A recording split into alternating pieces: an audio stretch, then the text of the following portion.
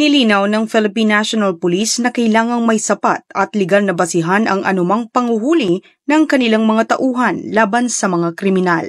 Ang pahayag ay kasunod ng kautusan ng bagong PNP Chief na si Police General Nicolas Torre III na nag-aatas sa mga kapulisan na paigtingin ang kampanya kontra krimen sa pamamagitan ng pagdami ng nahuhuling mga kriminal.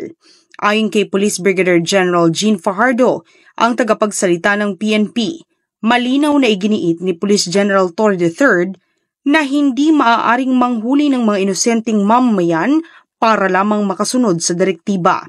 Binigyang diin ni Police Brigadier General Fajardo na kailangang nakabatay sa batas ang anumang operasyon ng kapulisan. Dagdag pa rito, piniyak ng PNP na hindi magiging madugo ang pagpapatupad ng kanilang kampanya laban sa kriminalidad at patuloy na isusulong ang maayos at makataong paraan ng pagpapatupad ng batas.